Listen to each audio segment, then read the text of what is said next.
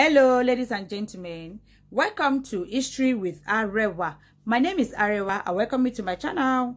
If you are new, kindly click on that subscribe button and don't forget to on your notification bell so you can get notified whenever I drop a new video so you can come and check it out. Also, this is a Yoruba and English channel, so thank you so much, guys, for joining me once again today. Don't forget to follow our two other channel, which is Intimacy with Arewa and SMC, Social Media Court with Arewa. And for any advert support or donation for any other discussion whatsoever, don't hesitate to contact me. My contact is going to be down below in the description box, and I'm also going to leave it, lying around in the comment section area.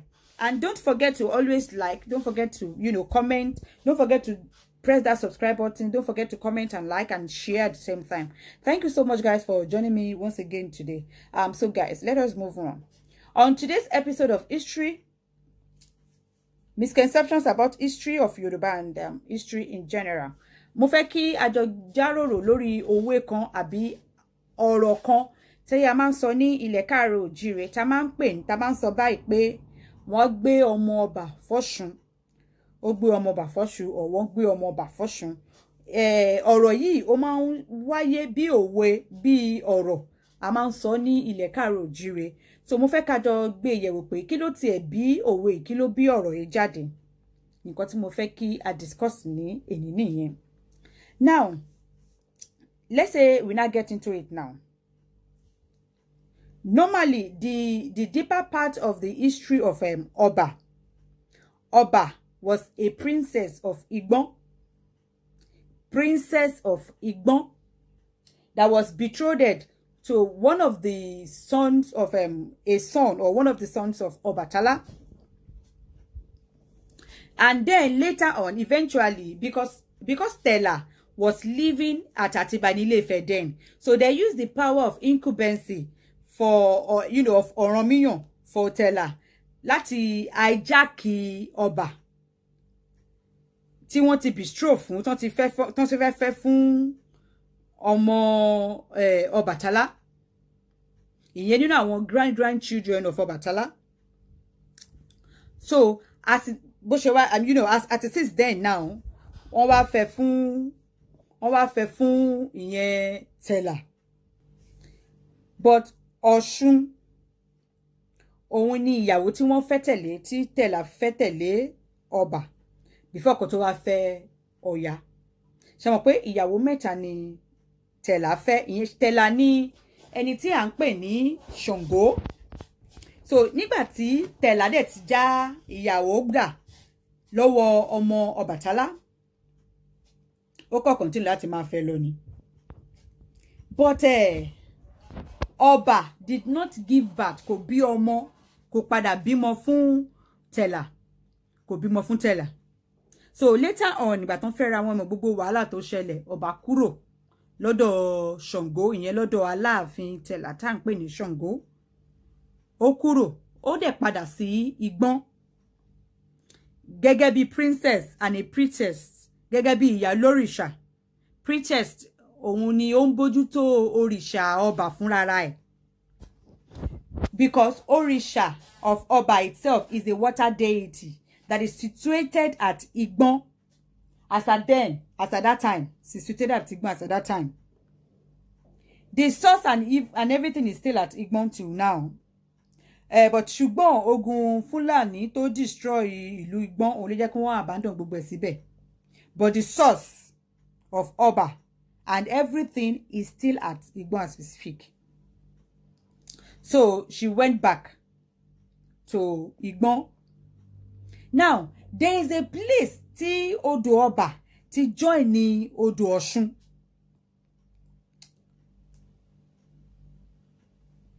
So, each person máa lọ ń béèrè ọmọ lọ́wọ́ lọ́tọ̀ lósì. Eléyìn re àrí, eléyìn pe àrí. The fifth Olúgbọ́n, òun ló bí ẹni tí à ń pè ní ọba. Wọ́n padà ẹ̀gan lọ tọrọ ẹ̀ lọ́wọ́ the goddess ọba, fúnra rẹ̀ gogogogon, which is the goddess of the river Ọba. And there's an agreement ọmọbìnrin yìí ó máa padà di aṣojú that goddess ọba òun dẹ̀ ló dẹ̀ padà dá kí wọ́n tó ti ṣe wá fẹ́ lọ again gbàdó dẹ̀ tí máa padà dé ó tún resume duty ẹ̀ as a duty ẹ̀ ní alámòjútó goddess ọba before another king came to marry her. The king is called Griwo. Griwo ni orúkọ ọba náà tó later wá fẹ́. That's why tọ́n ṣe máa ń kí ọba yẹn ní Griwo tí ń bá ọba tasẹ̀ nígbà òjò. Òun náà ṣe ń pè bẹ́ẹ̀. So she became the priestess of the goddess. You know, later on self, she became the deity. You know, since it is orúkọ ẹ̀ náà ni wọ́n fi ń pè aṣojú ọba, gradually it became ọba. So táwọn yẹn bá ti wá lọ tọrọ ọmọ lọ́pọ̀ ọgbà ṣé mọ̀ odò Ọ̀ṣun ó padà wá join ní odò ọba. Tá bá kọjá Ìwó síwájú, tá bá kọjá Ìwó díẹ̀, ibẹ̀ ní odò Ọ̀ṣun ó ṣàn wọ odò ọba. So nǹkan tí ọba bá béèrè nígbà tán bá wá tọrọ ọmọ lọ́wọ́ ẹ̀ ó máa yàtọ̀ sí nǹkan tí Ọ̀ṣun máa béèrè. Ṣùgbọ́n táwọn èèyàn bá fẹ́ wá padà a tún wá pé ó tún wá depend lórí ibi táwọn èèyàn ń gbé. Àwọn èèyàn tó ń gbé ní gbogbo ibi ìsàlẹ̀ ibi tí odò àti odò ọba àtọ̀ṣun ti pàdé ara wọn, apá ibo ló máa dúró sí láti lọ gbé nǹkan tí ó béèrè fún. Ṣé apá ọ̀tún ni o àbí apá òsì ló máa dúró sí? Tán bá dúró sápá òsì, ṣé Ọ̀ṣun ló ń ṣàn ńbẹ̀? Tán bá dúró sápá ọ̀tún, ṣé ọba ló ń ṣàn ńbẹ̀?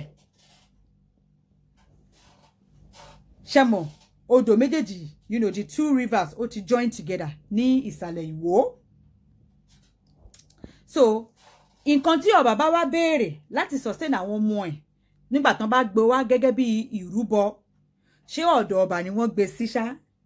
Nǹkan tí Ọ̀ṣun béèrè ṣé òun ló gbé fún? Ṣó nígbà míì ó máa ń wà confusion, àwọn èèyàn máa ń wà convinced nítorí omi méjèèjì ó ti kan ara wọn. Òun náà ló ṣe mọ̀ omi méjèèjì ti join together. So confusion yẹn máa ń wáyé.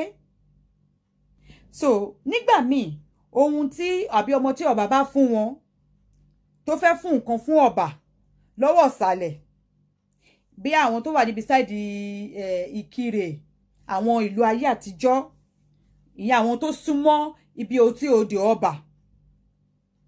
Àwọn kan wá jẹ́ pé wọ́n lè jìnnà sọ́hùn. Àwọn èèyàn tó jìnnà sọ́hùn tó ń gbé níbi sáìdì Òjé, àwọn yẹn gangan ni ọba tó ń ṣàn ní ọ̀dọ̀ tí wọn nìkan. Nǹkan tí ọba bá ti béèrè òun ló máa ń fún. Ṣùgbọ́n àwọn tó bá wà ní orí lọ́hùn nísàlẹ̀ tó ti wà níbi ìsàlẹ̀ lọ́hùn, confusion yẹn máa ń dé because Ọ̀ṣun ti ṣàn débẹ̀, ó ti ṣàn wọ́.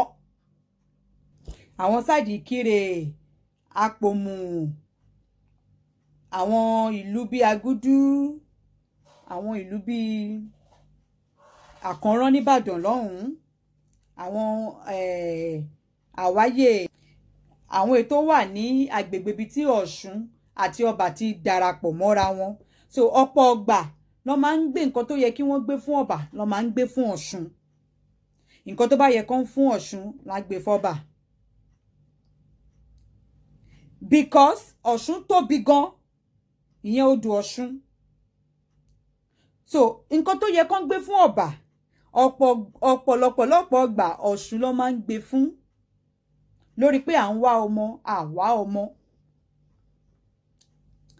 It is not as if pé ọmọ tí Ọ̀ṣun bí àbí ọba bí kò sí ìtàn kankan tó fi hàn wá pé bóyá Ọ̀ṣun tàbí even ọba wọ́n bí ọmọ fún Tẹ̀là. Even Ọya kò bí ọmọ kankan fún Tẹ̀là. Tẹ̀là ò ní ọmọ kankan láyé. Ìyẹn Aláàfin Tẹ̀là tá à ń pè ní Ṣàngó does not have any, like he does not have any children. Both of his 3 wives did not give birth. Both Ọya, both Ọ̀ṣun, both ọba. Kò sí èyí tó bímọ fún Tẹ̀là. Tẹ̀là ò bí ọmọ kankan láyé.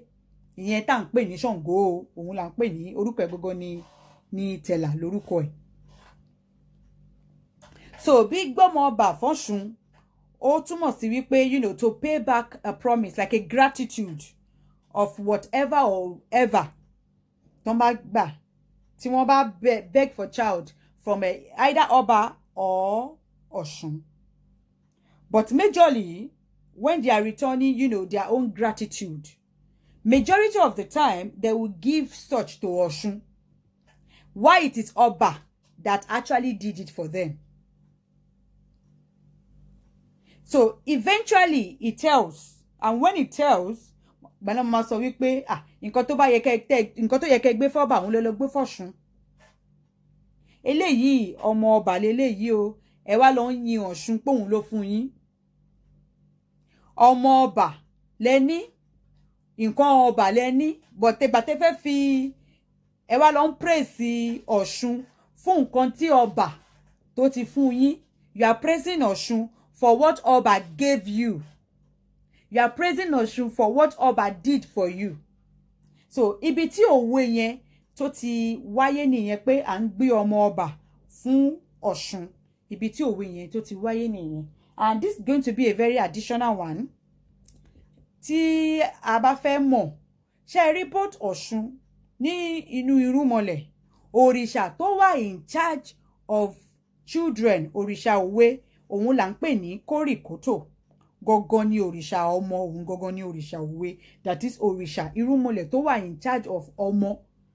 Kò kí ń ṣe Ọ̀ṣun. Gẹ́gẹ́ bí bó ṣe jẹ́ pé most of the time, Ọ̀ṣun làwọn èèyàn máa ti lọ ń gbàdúrà pé kan fún wọn lọ́mọ àbí nǹkankan, you know, for fertility, this thing. The reason why they normally do that is because out of the 401 irúnmọlẹ̀, tí wọ́n shuffle between ìsàlẹ̀ ayé and ìsàlẹ̀ ọ̀run, obìnrin kan ṣoṣo òun ló wà nínú ẹ̀.